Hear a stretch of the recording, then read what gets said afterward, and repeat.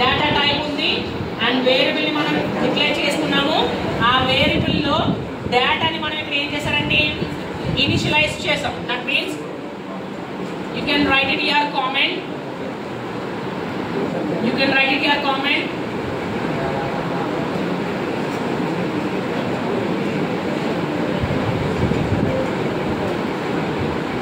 So you can write it here a comment like this, variable initialization. Okay, so ఇక్కడ ఏం జరిగిందంటే variable నేను create చేసుకుని ఆ వేరియబుల్ లో డేటాని కూడా ఇన్సర్ట్ చేసేసాను. So in this process we can call it as your variable initialization. Value variable ని క్రియేట్ చేసుకుని డేటాని ఇన్సర్ట్ చేస్తే దాన్ని వేరియబుల్ ఇనిషియలైజేషన్ అని అంటాం. క్లియర్? ఓకేనా? Next there is another word is there, declaration. Variable declaration in the sense, so ఇక్కడ for example నేను ఫ్లోట్ డేటా టైప్ లో వేరియబుల్ ని డిక్లేర్ చేశాను. I didn't given any value here. Variable declaration, there is a difference between variable initialization and variable declaration.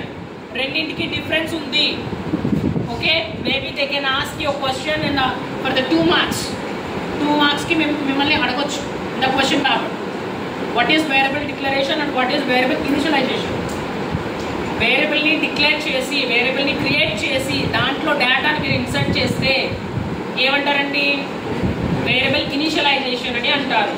Ade variable ni meer create chesi daniki name assign chesi data ni declare cheyaledu, so danni emantaru, declaration అని అంటారు.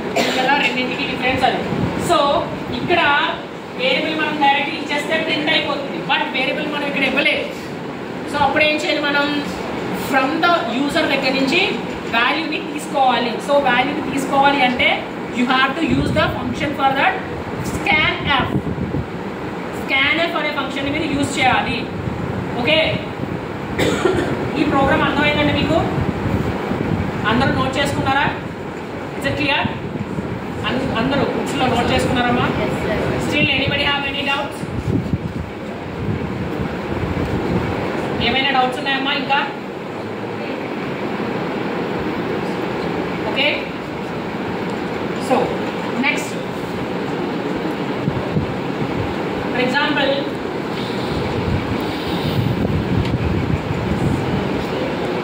So ఇలా నేను for example ఇక్కడ ఒకసారి చూడండి. ఈ same ఎగ్జాంపుల్లోనే నేను వేరియబుల్ని డిక్లేర్ చేయలేదు.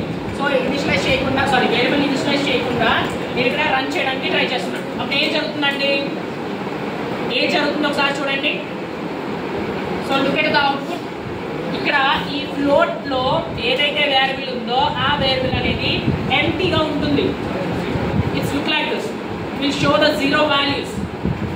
ఆఫ్టర్ డెసిమల్ తర్వాత 6 డిజిట్స్ ని మీకు క్లియర్ గా చూపిస్తుంది. అది ఆల్రెడీ చూసారు కదండి మీరు. ఓకే, సో సేమ్ ఇదే ప్రోగ్రామ్ కి స్కాన్ఫ్ ని యూజ్ చేసి వాల్యూని ఎలా ఇన్సర్ట్ చేయాలనేది చూద్దాం. ఓకే, ఫర్ ఎగ్జాంపుల్ లాస్ట్ లో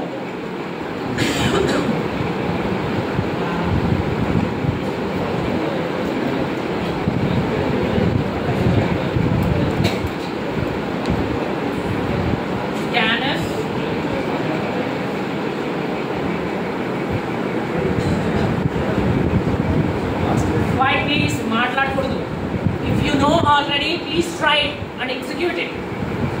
Okay, don't disturb others. మీకు ఆల్రెడీ కొంతమంది బయట నేర్చుకుని ఉండొచ్చు, వాళ్ళ కోసం చెప్తున్నానండి. మీకు ఆల్రెడీ వస్తే ఎగ్జిక్యూట్ చేసి చూపించండి, పక్క వాళ్ళని డిస్టర్బ్ చేయకండి. ఆల్రెడీ చేశారా ఎవరైనా?